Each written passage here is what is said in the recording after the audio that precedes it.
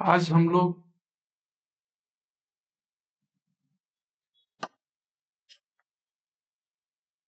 आज हम लोग 12th क्लास का फर्स्ट चैप्टर ऑप्टिक्स का शुरुआत कर रहे हैं, जो 23 जनवरी 2026 से शुरू हो रहा है और ये लेक्चर फर्स्ट है और पर डे एक क्लास ऑप्टिक्स का सेकंड पार्ट का होगा। तो आज हम लोग ऑप्टिक्स का शुरुआत करते हैं बसंत पंचमी से। तो ऑप्टिक्स के डिफिनीशन से शुरू करते हैं, जो 9, 10th और 11th दोनों के लिए, 12th दोनों के लिए इंपॉर्टेंट है। ऑप्टिक्स किसे कहते हैं? Optics is the branch of physics. Physics की वह शाखा है जिसमें हम लोग पढ़ते हैं nature and propagation of light. Nature and propagation of light पढ़ते हैं। Nature and propagation of light, प्रकाश के गुणों का अध्ययन जिस ब्रांच में करते हैं उसे ऑप्टिक्स कहते हैं। तो ऑप्टिक्स का स्टडी हम लोग दो पार्ट में करते हैं। एक में फर्स्ट पार्ट में रे ऑप्टिक्स, जिसमें प्रॉपर्टी ऑफ लाइट हम लोग सिंपल ज्योमेट्रिकल मेथड से, रे डायग्राम से हम लोग इसे एक्सप्लेन करेंगे। दूसरा है वेव ऑप्टिक्स, जो वेव नेचर ऑफ लाइट से इसे हम लोग पढ़ेंगे। तो हम लोग शुरुआत करते हैं ज्योमेट्रिकल ऑप्टिक्स से। ज्योमेट्रिकल ऑप्टिक्स जो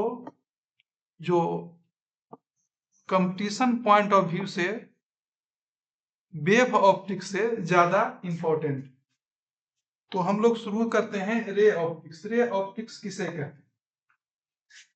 तो रे ऑप्टिक्स का वैसा ब्रांच है जिसमें हम लोग स्टडी करते हैं nature and propagation of light by geometrical method से। ज्योमेट्रिकल मेथड से हम लोग इसे अध्ययन करें, जिसमें पहला है रे किसे कहते हैं। रे क्या है? तो रे क्या है? तो लाइट जो चलता है उसके डायरेक्शन को रिप्रेजेंट करते हैं हम लोग रे से। रे में एक फिक्स पॉइंट होता है, हम लोग मैथ में पढ़े हैं, रे और लाइन किसे कहते हैं? जिसमें दोनों इंड इनफाइनाइट गया है और जिसमें एक इंड इनफाइनाइट हो उसे कहते हैं रे। ये रे कहते हैं, इसे रे कहते हैं और मैथ में इसे ये लाइन कहते हैं, एक लाइन कहते हैं। तो रे में एक फिक्स पॉइंट होता है जहां पर सोर्स रहता है और वहां से जिस दिशा में लाइट निकलता है वो अनंत तक जाता है, तो इसे रे से रिप्रेजेंट करते हैं। तो रे क्या है? इट इज पाथ है। किसका पाथ है? तो लाइट का, एनर्जी ऑफ लाइट का ना। लाइट ट्रेवल कॉल्ड रे। पाथ एलोंग विच लाइट का एनर्जी जिस रास्ते से ट्रेवल करता है उसे रिप्रेजेंट करते हैं ए लाइन विथ एरो के साथ। ए लाइन विथ एरो से एक रे को रिप्रेजेंट करते हैं। तो रे के बाद रे का जो बहुत सा कलेक्शन होता है, रे का कलेक्शन, बहुत सारे रे को कहते हैं बीम ऑफ लाइट कहते हैं। बहुत सारे रे के कलेक्शन को, बहुत सारे रे के झुंड को, ग्रुप्स ऑफ रे को हम लोग क्या कहते हैं? कलेक्शन ऑफ रे को कहते हैं बीम ऑफ लाइट कहते हैं। तो बीम ऑफ लाइट में भी पैरेलल हो सकता है, समानांतर हो सकता है, जिसमें हर एक रे पैरेलल होगा। हर एक रे क्या होगा? पैरेलल होगा, एक दूसरे के पैरेलल होगा। और डाइवर्जेंट बीम उसको कहते हैं जो एक बिंदु से डाइवर्ज होता हुआ महसूस होता है, एक बिंदु से निकलता हुआ महसूस होता है, उसको कहते हैं डाइवर्जेंट बीम। और कन्वर्जेंट बीम उसको कहते हैं जो लगता है एक बिंदु पर कन्वर्ज हो रहा है, जो एक बिंदु पर कन्वर्ज हो रहा है, एक बिंदु पर मिल रहा है। इसे इस तरह से भी रिप्रेजेंट कर सकते हैं, इस तरह से भी रिप्रेजेंट कर सकते हैं, इस तरह से एरो देके भी हम लोग रिप्रेजेंट करते हैं कन्वर्जेंट बीम। जो लगता है एक जैसा कि नाम है उसी के अनुसार इसका डेफिनेशन है। पैरेलल बीम में सभी रे पैरेलल होते हैं। डाइवर्जेंट में लगता है एक बिंदु से निकल रहा है, और कन्वर्जेंट में लगता है एक बिंदु पर इंड हो रहा है, कन्वर्जेंट बीम। तो बीम कलेक्शन ऑफ रे को कहते हैं जो तीन तरह का हो सकता है, पैरेलल बीम, डाइवर्जेंट बीम और कन्वर्जेंट बीम। सन से जो लाइट आता है उसे हम लोग पैरेलल बीम कंसीडर करते हैं। सन से जो लाइट आता है उसे हम लोग पैरेलल बीम कंसीडर करते हैं। और एक बल्ब से जो लाइट निकल रहा है उसे कहते हैं डाइवर्जेंट बीम, डाइवर्जेंट बीम। और एक बिंदु पर जहां कन्वर्ज हो रहा है उसे कहते हैं कन्वर्जेंट बीम। नेक्स्ट हम लोग पढ़ते हैं रिफ्लेक्शन किसे कहते हैं। What is reflection. हम लोग को यहाँ रिफ्लेक्शन पढ़ना है, रिफ्रैक्शन पढ़ना है, जो कंपटीशन पॉइंट ऑफ व्यू से बहुत इंपॉर्टेंट है ना। तो हम लोग कोशिश करेंगे यहाँ पर बोर्ड को भी ध्यान में रखते हुए और कंपटीशन को भी ध्यान रखते हुए थ्योरी दिया जाएगा, तो दोनों कवर करने का प्रयास किया जाएगा। तो रिफ्लेक्शन किसे कहते हैं, व्हाट इज रिफ्लेक्शन। तो रिफ्लेक्शन क्या है कि जब रे ऑफ लाइट इंसिडेंट होता है at a point on surface, किसी सरफेस पर जब रे ऑफ लाइट पड़ता है तो सरफेस थ्रोन माने फेंक देता है। थ्रोन माने फेंकना, पार्टली पूर्णतः या होली, पार्टली माने अंशतः या पूर्णतः।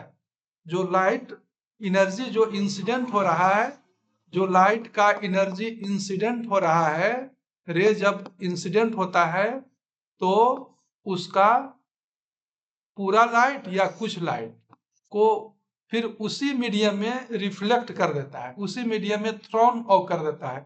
इसी को कहते हैं रिफ्लेक्शन ऑफ लाइट।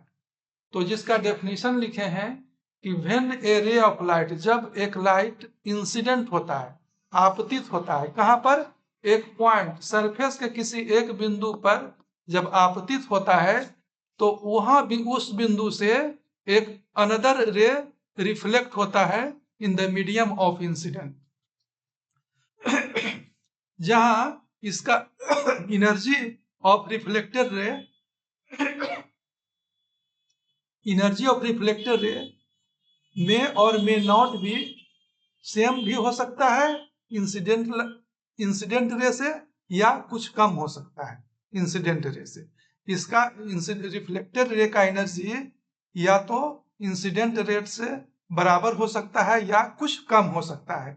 वही लिखे हैं, जब रे ऑफ लाइट इंसिडेंट होता है at a surface the surface thrown फेंक देता है, पार्टली माने अंशतः या होली पूरा energy of incident light, incident ray का पूरा energy back in the medium of incident, उसी मीडियम में रिफ्लेक्ट कर देता है, उसी मीडियम में फेंक देता है। इस फेनोमेनन को कहते हैं रिफ्लेक्शन ऑफ लाइट। इस फेनोमेनन को कहते हैं रिफ्लेक्शन ऑफ लाइट। तो रिफ्लेक्शन ऑफ लाइट में क्या करता है कि जब रे ऑफ लाइट इंसिडेंट होता है at a point on the surface पर, देन वही point energy of incident light को थ्रोन बैक कर देता है in the medium of incident, उसी मीडियम में इंसिडेंट कर देता है।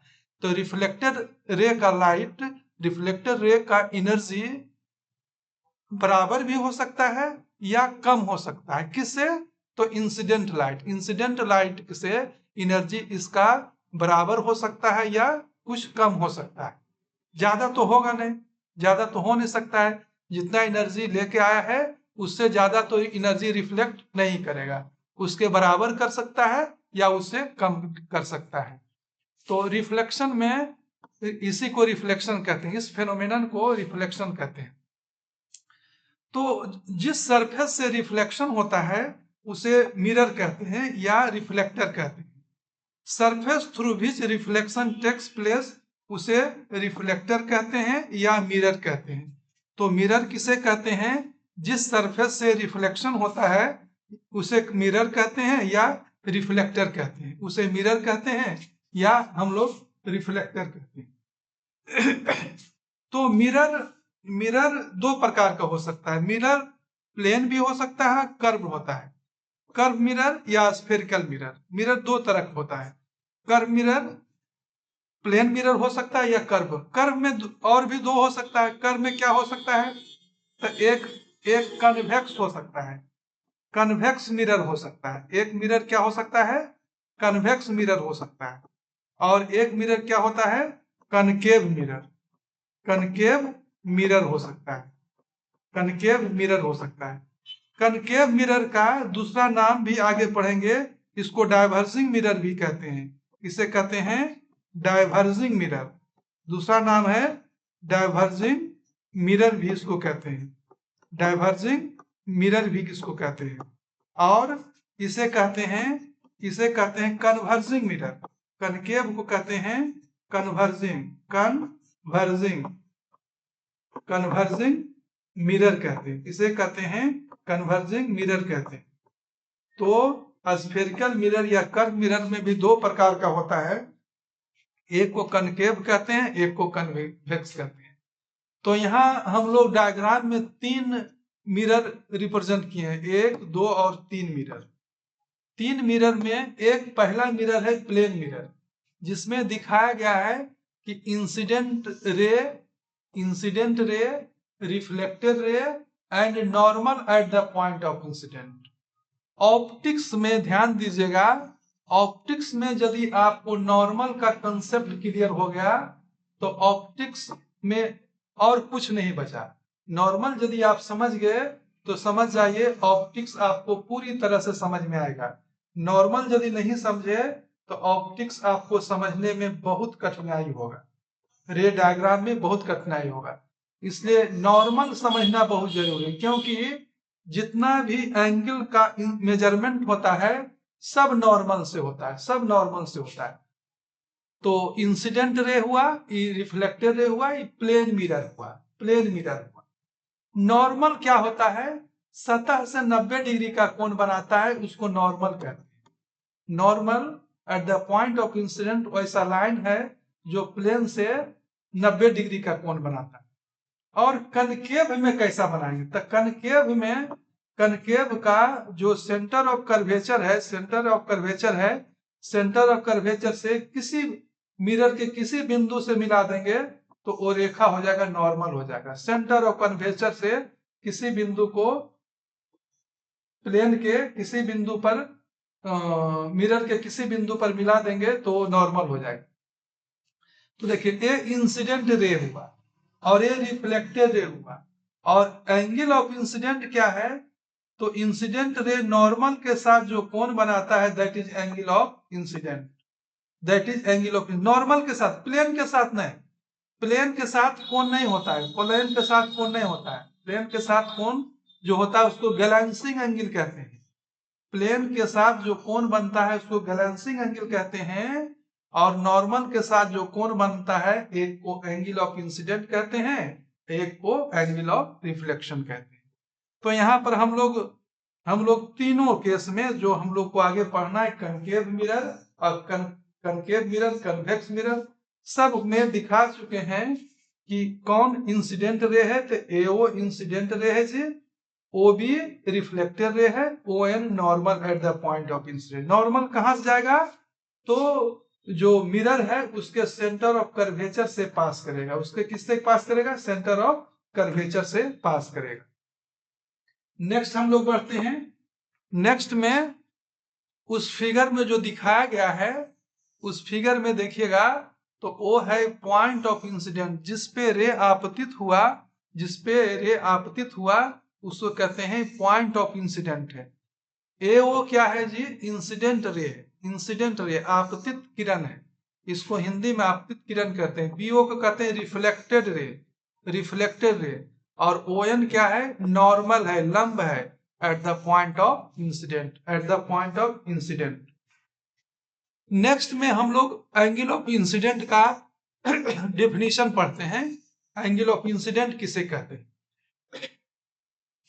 तो आपने 9th क्लास 10th क्लास में पढ़ा है एंगल ऑफ इंसिडेंट किसे कहते हैं। Angle of incident is the angle between incident ray and normal. देखिए नॉर्मल से ही कोण का मेजरमेंट होता है eight the point of incident को कहते हैं एंगल ऑफ इंसिडेंट कहते हैं। जिसे आई से डिनोट करते हैं। इस प्रीवियस फिगर में हम लोग देख चुके हैं। उसी तरह से दूसरा है एंगल ऑफ रिफ्लेक्शन। दूसरा है एंगल ऑफ रिफ्लेक्शन। तो एंगल ऑफ रिफ्लेक्शन किसे कहते हैं? तो इट इज द एंगल, ये क्या है? एंगल है between reflected ray and normal at the point of incident. Point of incident पर जो नॉर्मल होता है और रिफ्लेक्टेड रे के साथ जो कोण बनाता है, that is angle of reflection. Angle of reflection कहते हैं। रिफ्लेक्टेड परावर्तित किरण जो नॉर्मल अभिलंब के साथ जो कोण बनाता है उसे कहते हैं एंगल आपतन रिफ्लेक्शन कोण, एंगल ऑफ रिफ्लेक्शन कहते हैं, आर से डिनोट करते हैं। फिर ग्लांसिंग एंगल क्या है भाई? ग्लांसिंग एंगल किसे कहते हैं? तो देखिए, इट इज एंगल है किसके बीच में? Incident ray and reflecting surface. Reflecting surface के बीच का कोण को कहते हैं ग्लांसिंग एंगल, जिसे जी से डिनोट करते हैं और प्रीवियस फिगर में देख चुके हैं। This is the glancing angle, यही glancing angle, this is the glancing angle. Incident ray जो प्लेन सरफेस के साथ जो कोण बनाती है उसी को ग्लांसिंग एंगल कहते हैं। और ग्लांसिंग एंगल बराबर 90 डिग्री में घटा देंगे कोण एंगल ऑफ इंसिडेंट को घटा देंगे, तो this one become glancing angle हो जाएगा। This one become glancing angle. तो ग्लांसिंग एंगल हम लोग ने पढ़ लिया। 3 कोण पढ़ा, एंगल ऑफ इंसिडेंट पढ़ा, एंगल ऑफ रिफ्लेक्शन पढ़ा एंड ग्लांसिंग एंगल पढ़ा। ग्लांसिंग, नेक्स्ट बढ़ते हैं हम लोग। नेक्स्ट आते हैं हम लोग अब मेन लॉ ऑफ रिफ्लेक्शन किसे कहते हैं? लॉ ऑफ रिफ्लेक्शन किसे कहा जाता है? रिफ्लेक्शन ना, reflection, law of reflection 2 law को फॉलो करता है। Law of reflection follow 2 laws, 2 law को फॉलो करता है। पहला लॉ है कि angle of incident is equal to angle of reflection के बराबर होता है। आपतित एंगल परावर्तित एंगल के बराबर होता है। कोण आई बराबर कोण आर के, कोण आर के बराबर होता है। इसी कहते हैं फर्स्ट लॉ। फर्स्ट लॉ कहता है जब रे ऑफ लाइट रिफ्लेक्टेड होता है तो angle of incident is equal to angle of reflection. दूसरा है, तो यहां देखिए, यहां समझने के बात है, यदि angle of incident degree 0 degree हो गया, then angle of reflection also क्या होगा? 0 डिग्री। बहुत important, it is very very important, very very important, this is very very important. आगे हम लोग देखेंगे इसका करामात क्या है। तो दूसरा लॉ है incident ray, reflected ray and normal at the point of incident एक प्लेन में होता है। तीनों incident ray, reflected ray and normal at the point of incident are coplanar, एक प्लेन में होता है।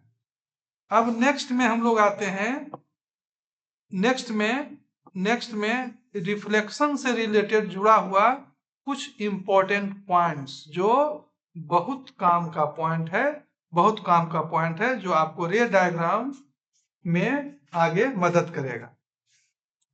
तो पहला पॉइंट है, पहला मुख्य पॉइंट है कि जब एंगल ऑफ इंसिडेंट 0 डिग्री होता है जी, तो लॉ ऑफ रिफ्लेक्शन कहता है एंगल ऑफ रिफ्लेक्शन बराबर 0 डिग्री, है ना। तो ऐसा होने पर रिफ्लेक्टेड रे रिट्रेस इस पाथ, रिट्रेस कहने का अर्थ है कि जिस रास्ता से आ रहा है उसी रास्ता से चला जाएगा। जैसे यहां देखिए इंसिडेंट रे का एंगल ऑफ इंसिडेंट 0 डिग्री। देखिए नॉर्मल के साथ यहां देखिए 0 कैसे बनता है, 0 एंगल ऑफ इंसिडेंट देखिए कैसे बनता है। यही मान ली कोई रिफ्लेक्टर है, यही कोई रिफ्लेक्टर है, एंगल ऑफ 0 डिग्री बच्चे लोग समझ नहीं पाते हैं कैसे होता है। एंगल ऑफ 0 डिग्री कैसे बनता है, यही देखिए angle of incident, angle of incident इसी को कहते हैं। अब यदि हम लोग इधर की ओर बढ़ रहे हैं, ऐसे बढ़ रहे हैं, तो एंगल क्या बढ़ रहा है? इधर की ओर एंगल ऑफ इंसिडेंट बढ़ रहा है, एंगल ऑफ इंसिडेंट बढ़ रहा है। और इधर की ओर ऐसे जा रहे हैं तो एंगल ऑफ इंसिडेंट घट रहा है, ऐसे जा रहे हैं घट रहा है। और यदि हम नॉर्मल की ओर ऐसे आ गए तो नॉर्मल की ओर आ गए तो इस केस में एंगल ऑफ इंसिडेंट बराबर 0 डिग्री, तो एंगल ऑफ रिफ्लेक्शन भी क्या होगा 0 डिग्री, ऐसा ही चला जाए, है ना। तो कोई भी रे जब नॉर्मल आ रहा है, इस तरह से नॉर्मल आ रहा है तो उसी के लॉन्ग रिफ्लेक्ट कर जाएगा। जैसे कि कोई प्लेन मिरर ऐसे जो डायग्राम हम लोग रिप्रेजेंट किए हैं, कोई प्लेन मिरर है तो प्लेन मिरर का नॉर्मल यही है, तो एंगल ऑफ इंसिडेंट भी इसी के लॉन्ग होगा। कोई रे ऐसे आ रहा है तो इसका एंगल ऑफ इंसिडेंट 0 डिग्री होगा, तो रिफ्लेक्ट भी ऐसे ही होगा, एंगल ऑफ रिफ्लेक्शन बराबर 0 डिग्री। तो यही किया है कि इंसिडेंट रे जैसे आ रहा है, रिफ्लेक्टेड रे भी उसी पाथ से रिटर्न होगा, उसी कहते हैं रिट्रेस पाथ, उसी कहते हैं रिट्रेस पाथ।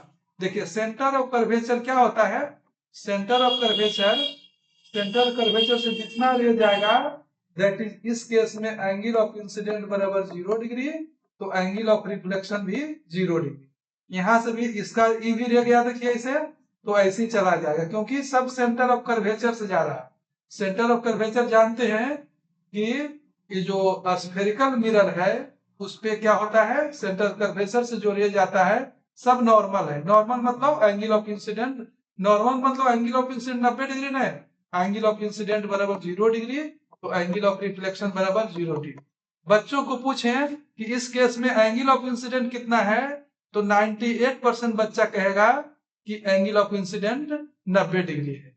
90 डिग्री प्लेन के साथ ग्लांसिंग एंगल 90 डिग्री है जी। यहाँ ग्लांसिंग एंगल देखिए, ग्लांसिंग एंगल बराबर 90 डिग्री है, ग्लांसिंग एंगल बराबर 90 डिग्री, लेकिन एंगल ऑफ इंसिडेंट बराबर कितना है, तो 0 डिग्री, एंगल ऑफ इंसिडेंट बराबर 0 डिग्री। इस केस में भी देखिए, इस केस में भी देखिए एंगल ऑफ इंसिडेंट 0 डिग्री, क्योंकि सेंटर पे जाकर पड़ रहा है, सेंटर ऑफ कर्वेचर पे जाकर पड़ रहा है, तो angle of reflection 0 degree. Angle of incident 0 degree, तो angle of reflection 0 degree, angle of reflection 0 degree, angle of incident बराबर 0 डिग्री, तो एंगल ऑफ रिफ्लेक्शन 0 डिग्री। तो जैसे गया वैसे ही रिटर्न हो गया, जैसे गया उसी तरह से रिटर्न हो गया। इधर मच्छर बैठा, इधर से गया ऐसे ही लौट गया, तो इसका angle of incident 0 degree. Normal रे जो इंसिडेंट होता है तो glancing angle 90 degree, glancing angle बराबर 90 डिग्री, लेकिन एंगल ऑफ इंसिडेंट कितना होगा 0 degree, angle of incident 0 degree. Glancing angle तो प्लेन के साथ कोण बनाता है, सरफेस के साथ कोण बनाता है, लेकिन जो एंगल ऑफ इंसिडेंट होता है नॉर्मल के साथ कोण बनाता है। तो एंगल ऑफ इंसिडेंट यदि 0 डिग्री है तो रे रिफ्लेक्टेड रे रिट्रेस करता है, पाथ जैसे जाता है वैसे ही आता है, ऐसे गया, इसका angle of incident 0 degree, angle of reflection 0 degree. Next बढ़ते हैं हम लोग दूसरा पॉइंट में। दूसरा पॉइंट है जो बहुत इंपॉर्टेंट है, ऑब्जेक्टिव में आपको इस तरह का क्वेश्चन बहुत आता है कि ऑब्जेक्टिव में आएगा, कि ऑब्जेक्टिव में बाय द वे क्वेश्चन ऐसे आएगा कि when ray reflected then which of following changed, कौन चेंज करेगा, जब रे रिफ्लेक्ट किया तो कौन चेंज करेगा। एक फ्रीक्वेंसी,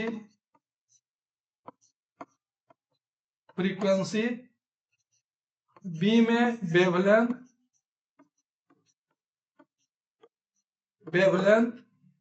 सी में स्पीड ऑफ लाइट, और डी में एम्पलीट्यूड, एम्पलीट्यूड। इस तरह क्वेश्चन बहुत पूछा जाता है। देखिए तो देखिए इसका जवाब इसी सेकेंड पॉइंट में है कि none of frequency, wavelength and speed of light changes due to reflection. जब रिफ्लेक्शन होगा तो न फ्रीक्वेंसी चेंज करेगा, न वेवलेंथ चेंज करेगा, न स्पीड। कौन चेंज करेगा, तो एम्पलीट्यूड और इंटेंसिटी चेंज। हम लोग जानते हैं कि जो इंटेंसिटी होता है ना, इंटेंसिटी जो होता है, एक मिनट, इंटेंसिटी जो होता है, इंटेंसिटी इंटेंसिटी हम लोग पढ़ेंगे, intensity is proportional to amplitude के स्क्वायर, एम्पलीट्यूड के स्क्वायर के प्रोपोर्शनल।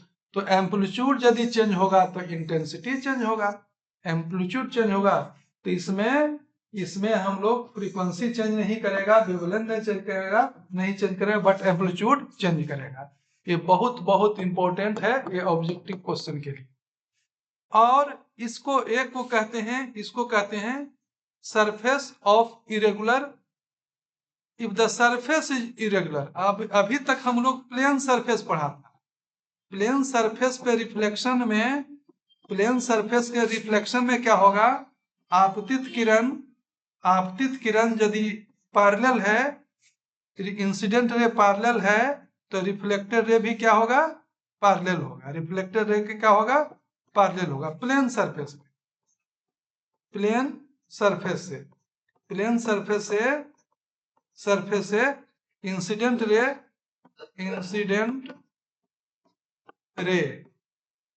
पैरेलल है, तो रिफ्लेक्टेड रे भी पैरेलल होगा, रिफ्लेक्टेड रे पैरेलल होगा। लेकिन वही सरफेस इरेगुलर है, टेढ़ा मेढ़ा सरफेस है, तो आप इंसिडेंट पैरेलल रे तो आ रहा है, इंसिडेंट पैरेलल रे, but reflected ray not parallel, reflected ray not parallel. इसी कहते हैं डिफ्यूज्ड रिफ्लेक्शन, इसको कहते हैं डिफ्यूज रिफ्लेक्शन। तो if the surface is irregular then reflected ray of incident parallel beam will be in random direction. Such type of reflection is called diffuse reflection. इस reflection को कहते हैं डिफ्यूज रिफ्लेक्शन।